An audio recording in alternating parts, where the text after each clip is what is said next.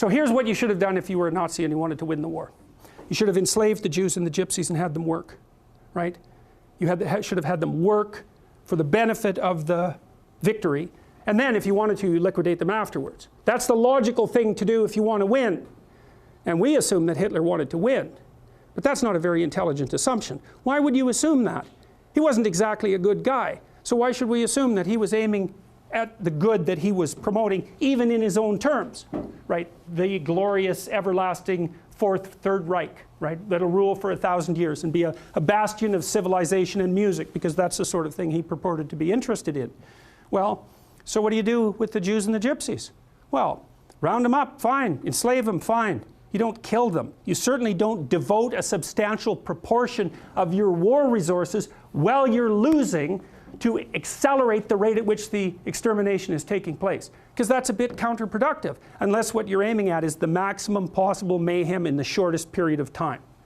Well, so what happened as the Germans started to lose the war? Did Hitler lose faith in his own ability? No, he believed that the Germans had betrayed him with weakness. And so he was perfectly willing to accelerate the rate at which Germany was losing the war. And so when Hitler and his minions had the choice, here's the choice.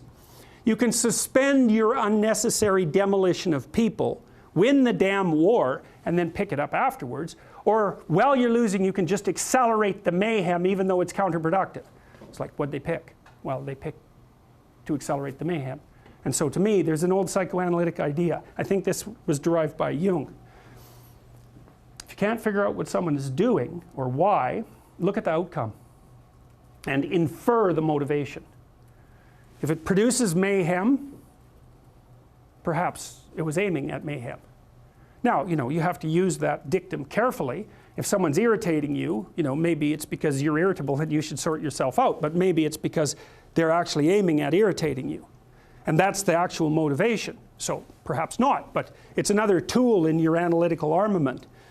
So, and so you see, well, and this is the thing about warfare that's so interesting about because you can attribute it to territoriality.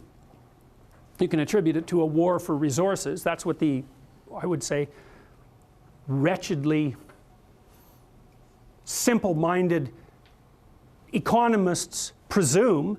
People fight over scarce resources. It's like, hey, we're a little bit more sophisticated than that. And first of all, what resources are you talking about? The bloody Inuit had nothing. They lived perfectly well. What did they have? Snow and seal blubber. People can live in unbelievably deprived conditions. And so the idea that there are natural resources that we fight over because there's a shortage of them is a pretty oversimplified view of human beings. It's like, well, why do people fight? Well, maybe they fight sometimes for good reasons. But very, very frequently, they fight for bad reasons. And those bad reasons are personal as well as sociocultural and economic. If you were a Nazi prison guard, for example, whatever pathologies you were carrying around in your destructive little soul, whatever element of Cain was deeply embedded in you, had the opportunity to be manifest fully at every moment of your waking existence, right? You had these people who were completely beholden to you, with no rights whatsoever, to whom you could do whatever your evil little heart determined. Think, well, maybe that was a motivation for putting them there to begin with. And all the cover story about, well, we're trying to build the Third Reich and we're trying to stabilize the state and we're trying to do all these good things. Maybe that's just a cover story for the real motivation, which is nothing but what?